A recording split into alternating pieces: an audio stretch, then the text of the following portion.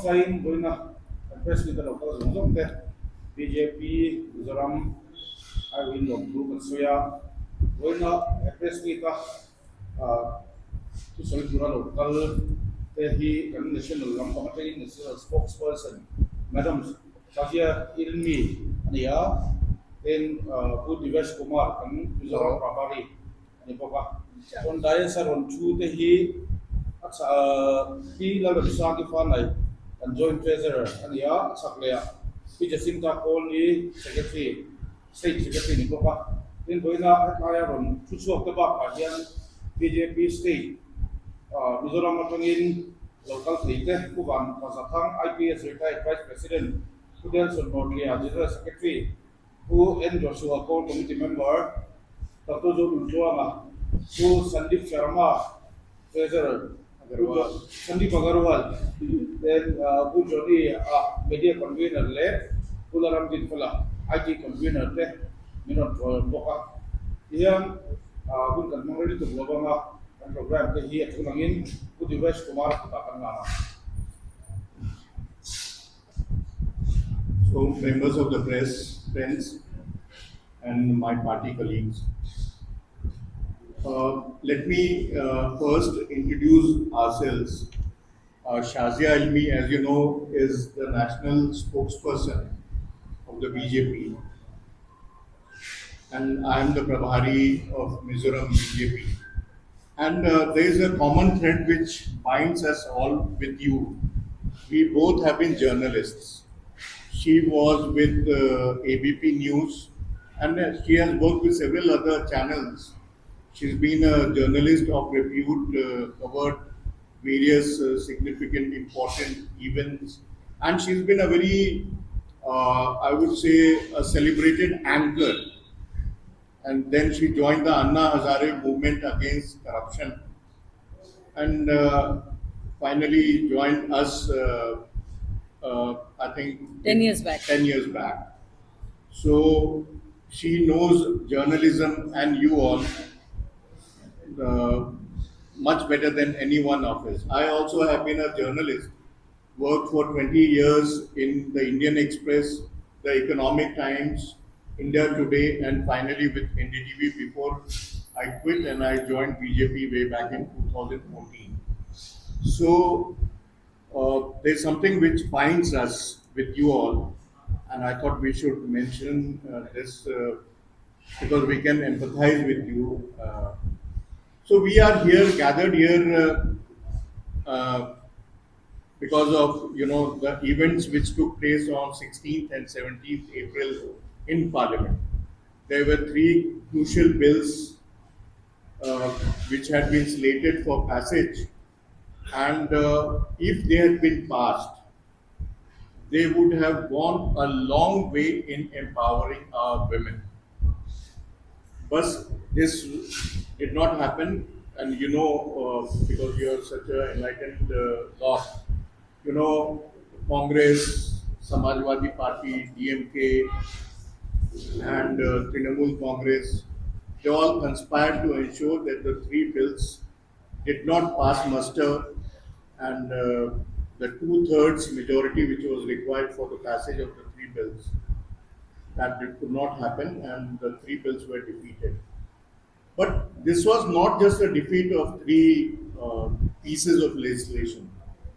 It was basically the Congress and their allies' way of telling that they were not actually, they did not believe in empowering women. As you know, if the bills had been passed, the next Lok Sabha elections and the assembly elections that would have taken place after that would have ensured a third representation to women in the Lok Sabha and the state assembly. And this is especially crucial for a state like Mizoram, which has just one member in the Lok Sabha and has just 40 assembly seats. It would have ensured that the number of seats in the Lok Sabha would have gone up and ensured that at least one seat would have been reserved for a woman. And similarly in the state assembly. So Smaller states, they have suffered, and the women among them. Uh, in the Mizoram and other states in the northeast, women play a very important role in the economy, in the polity, in the society, and it would have gone a long way in ensuring that they are given proper voice in deciding the destiny of the people. I wouldn't say much because our national spokesperson here, she would tell us more about what happened and what the future portends for us. I would pass on to Shazia Ilmiji, who's, as I said earlier, and Fawzal also. She's the national spokesperson of the BJP, has been a very good, and she still writes columns. Her columns on women's reservation bill appeared in the Indian Express and other newspapers. You can have a look at them. So I'll hand over the mic to Shazia. Thank you. Thank you so much, Devesh. Sit closer. Thank you so much, Devesh Bhai. And I would like to tell all of you that this is my first time in Aizawl, and I'm delighted to be here. It's fantastic, really. And it's been just when you leave the airport and get into the city, you realize how fortunate you've been for these few hours to take a break from Delhi. So thank you so much for being here. Uh, we have to discuss something really important. And I think all of you, because I really respect the culture of your state, because, and I like the male-female dynamics in such a way that the women of the state are so empowered. So whether it's your mothers or your sisters or your daughters, your colleagues, your wives. So, you have so much respect for them, and there is so much freedom for them. So this is something I applaud all of you for and salute all of you. I think men of Mizoram should also get some accolades for that. Friends, I have to tell you about Nari Shakti Adhiniyam, Nari Shakti Vandan Adhiniyam. It's something really important that all of you know as to what game was played, what conspiracy happened and took place on 16th and 17th of April in the parliament. It's a matter of shock and shame. It's Congress party and Sonia Gandhi who's always talked about empowerment. It is Priyanka Gandhi who goes there and says, "Ladki hoon, lad sakti hoon." But it is shameful that this party, Congress party, which had, of course, Jawaharlal Nehru's daughter, Indira Gandhi, as a prime minister, Sonia Gandhi as a head of the party, and now Priyanka Gandhi, the daughter of the family, saying no to other women who might not belong to a big political dynasty, but have so much to show and their capability. So it's a matter of great shame that they, led this conspiracy against all women, all sisters and all daughters of India. So I really want to talk about them.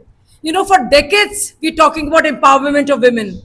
And it's all right to shout slogans, but what do you do in real life when you can have a legislation where women can actually be empowered, when they can have a voice in the parliament, when they can have a voice in legislature, Vidhan Sabha?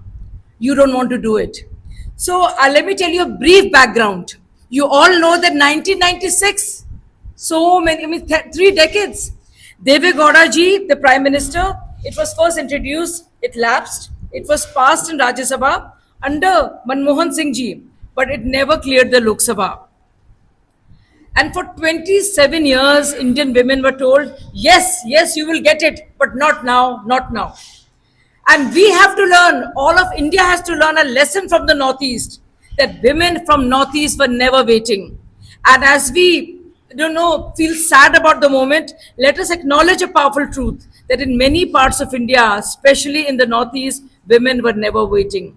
In states like Mizoram, women have been the backbone of society, not just within homes, but in community leadership, markets, social organizations, and leadership in very different ways.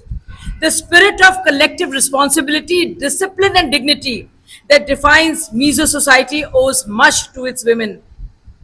So, and who can forget the extraordinary role of Mizo Mechia Paul, a powerful grassroots women's organization that has mobilized communities for years and shaped social reform. So friends, this is lived leadership that women of Mizoram have shown. Across the Northeast, from the markets of Imphal run dominantly by women to community networks in Assam and Meghalaya, women are not just participants, they are decision makers. India does not have a deficit of capable women, it has a deficit of political access. So, my friends, I don't know how many of you saw what transpired in the parliament on 16th or 17th of April. You know how hard my party, our party, tried, whether it's the Prime Minister of the country or the Home Minister or so many of our parliamentarians that give women a chance. Let there be a structured way. Right now, barely 10 to 11% women are in the parliament. Many of them are from political families, as you all know, and we are never able to breach the 10% to 14%. Though women constitute 48% of India. So I think it's a crying shame that there are very few of us out there. And I want to tell you as to what happened. And you know, before I go to, all of you know what happened in the parliament, but right from Beti Bachao, Beti Padhao to Jan Dhan Yojana, the beneficiaries of which are women mostly, to Ujjwala Yojana, because it helps women have access to cylinders as opposed to the chulhas that were there in yesteryears, to Swachh Bharat mission, which gives toilets to women and therefore dignity to them. So all these initiatives mean dignity for women, empowerment for them, and access for them, for our sisters and daughters who are not as privileged as others are. Women's Reservation Bill was the next logical step, moving from empowerment to leadership. And many say, why now? The answer is, we have the leadership that develops, that delivers. Some say, why not earlier? The question should be directed at those who had decades but lacked the will. So, as we pass the legislation, let us remember that women of Northeast, of Mizoram, Manipur, Assam have never needed permission to lead, but the bill is not about giving power to them. It is recognizing the power that already hold. Now, let me tell you as to what went on and what transpired in the parliament and how these big parties who empower their own women, whether it's Sonia Gandhi, starting from Indira Gandhi, Sonia Gandhi to Priyanka Gandhi, or Dimple Yadav, or other parties which have, whether it's Lalu Yadav and his wife Rabdi Devi, or Nisa Bharti, and so many others.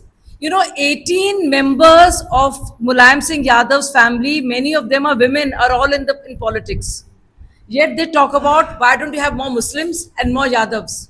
I mean, they can give a chance to other women besides their own family, right? So let me tell you that Samajwadi Party, Congress Party, TMC have betrayed half the population of the country. And the Prime Minister made it amply clear that we are not doing a favor to women. Women deserve it. कोई एहसान नहीं कर रहे हैं औरतों पर. हमें वो उनका हक है. They deserve it.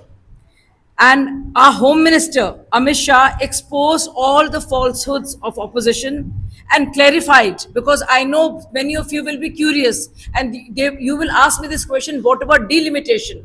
So they were very clever. They made this conspiracy in such a way that people get fooled. They said that delimitation will happen and that will work against the interest of many states. But the fact of the matter was that the bill they already passed in 2023 already had delimitation and they had okayed it. But at this point of time, on the face of it and in front of public, they made delimitation an excuse. The discussions held, as you all know, and I hope you saw it, but you must go back and see some of it. They were a great opportunity connected with the democratic, I will say femocratic, to do with females, femocratic future of India and our women's participation. So, it's just not, it's a betrayal for all daughters. It's just not a bill that fell in the parliament. It is a betrayal for all of India's daughters and sisters. Your daughters, my daughters, our sisters, all of them. And it's not just about women. There are so many men who are equal stakeholders. It's not men versus women. There are so many men out there who would want their daughters and sisters to go ahead. So it's just not about women, it's also about men who want to see a progressive and more inclusive India and representation of women in the parliament. Bharatiya Janata Party totally condemns the shameful, undemocratic, and anti-women conduct of the opposition alliance. We want every sister and daughter and every man who supports women empowerment to oppose this and to spread the word that the opposition is against women of this country. And I want each one of you to spread the word and expose the lies and canards spread by the opposition. And I'm sure who better than all of you out there, my brothers and you wonderful journalists from my fraternity, old fraternity. The party has not just opposed the constitutional amendment or limitation related bills. They have stabbed millions of mothers, sisters, and daughters in the back. So, friends, where do we go now? What do we do ahead? Our Prime Minister made a speech. It was a special speech that he made at 8:30 p.m. I think all of you saw it 2 days later. I think it was on 18th or 19th of April, where he said that this is a shameful chapter of the parliament. I don't know with what face Congress party will go ahead and seek votes from women of this country. I don't know. How can Congress even dream or dare to ask for votes? And how can any woman support this party or all of opposition? So when Nari Shakti Bandhan Adhiniyam was brought, which is Women's Reservation Bill, these opposition parties had supported it under compulsion 3 years back because elections were around the corner. But now, because that was in 2023 and elections were happening in 2024, that's why they supported it then. But now, when the time came to actually deliver women their rights, the anti-women mindset surfaced, and you all saw it. So we want to say what the Prime Minister was saying, that women will not be mere spectators. They will rise and they will ask for their rights. And it will not be women alone. It will be their brothers, it will be their fathers, it will be their husbands, it will be their sons who will say, give the women of my family a chance. We deserve an equal chance. So, which is why Amit Shah demolished the edifice of falsehood. The foundation of falsehood built by opposition was completely demolished and exposed by Home Minister. The primary objective of these bills was to implement the core constitutional principle of one person, one vote, one value. So, and history bears witness. I don't know how much my brothers here, all of you are aware of the fact what Congress party did to Muslim women. The historic legislation of Shah Bano case, where the Muslim women were thrown into the abyss of despair.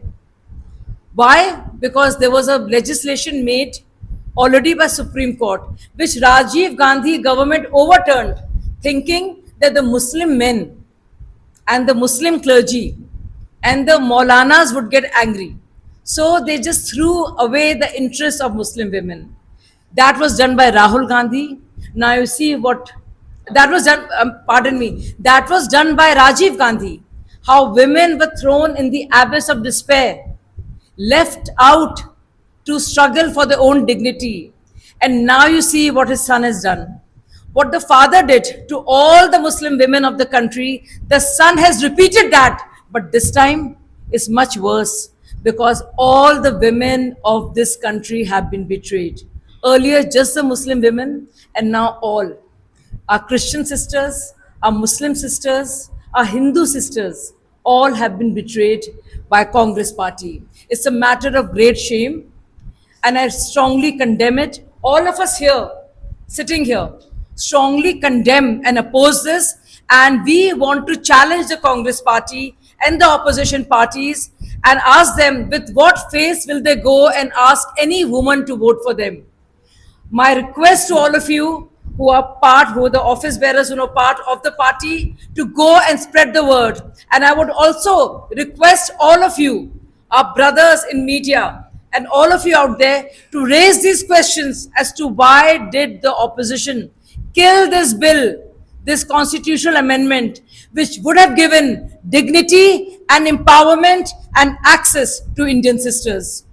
Thank you so much. We would love to take any questions. Thank you.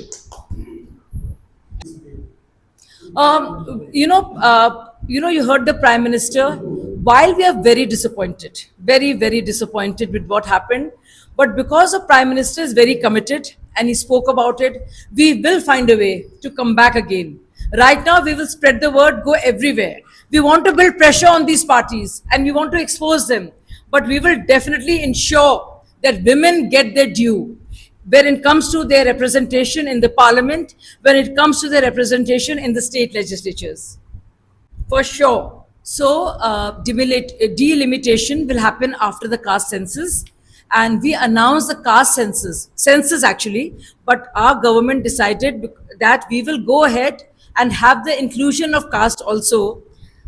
The fact of the matter is that in 2023, we passed the bill unanimously and all the parties signed on it. Yes, there was a provision of census. Yes, there was a provision of delimitation there also. There was no mention of OBC in that bill. So why is Rahul Gandhi mentioning it now in the parliament?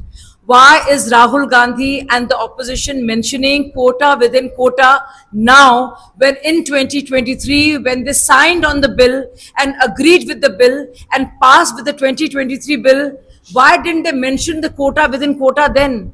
This is totally changing the goalpost and going against the spirit of that bill. So they need to be exposed further. When in 2023 they passed the bill, they never mentioned quota within quota. It's not part of the 2023 bill.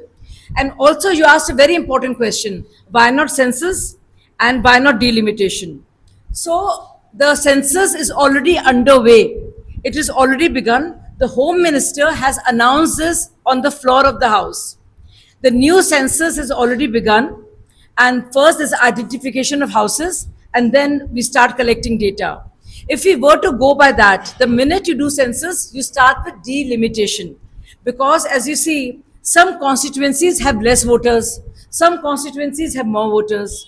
There are southern states, they say we have been very careful about population control. We have not grown in population.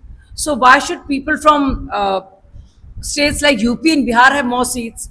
Because it is population, according to the census and delimitation, which is a constitutional provision, you always decide the number of seats as per population.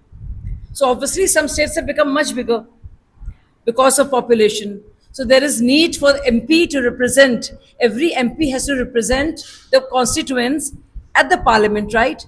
As somebody who has 20 lakh voters, can he do a good job or she? As compared to somebody who has 6 lakh voters. So obviously, so that was the whole idea. Now that exercise will take place, it will take a long time.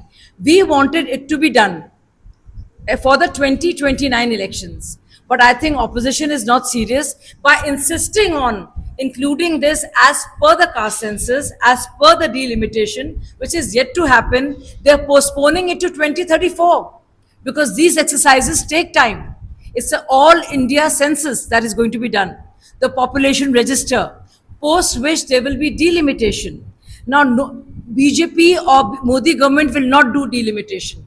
Delimitation Act is there in the constitution of this country. It has not been touched. It was done first by Congress party many years back. We have not changed a word. It will happen as per the constitutional act of delimitation. So BJP is not doing anything new. So this is something, these are all the lies that I feel the need to expose. So we don't want to postpone it to 2034. We want it to be done now, which is 2029. And we have barely 3 years. So we want it to be done as per the earlier census, 2011. That was the idea. Thank you so much for that question. Yes. So whether it's the state legislature or it's MP's constituency, one Lok Sabha, after there would be an addition because the vote number of voters has gone up. You want more representation, and also at least once in 15 years, because these are not fixed seats. They'll be per rotation in the 15-year cycle. So at least for one term, it will become a women's seat. So at least, so if it's a one seat or two seats, at least one seat out of all in the 15 years will become a women reserve seat. Every seat of the country will, by rotation, at least one in one term will be a women reserve team seat. So that'll be great. So that is the whole idea. You want to add to that, Deveshji? Yeah, also in the state legislatures, in a state like Mizoram, the number of seats would have gone up, and a third of the seats would have been reserved for women. So that is how in Bihar, I am from Bihar, we have reserved 50% of the seats in local bodies for women. So as you grow, you start with the bottom, then you take the state legislature and the parliament. So this would have meant more representation to women in states like Mizoram or other states which have a smaller population.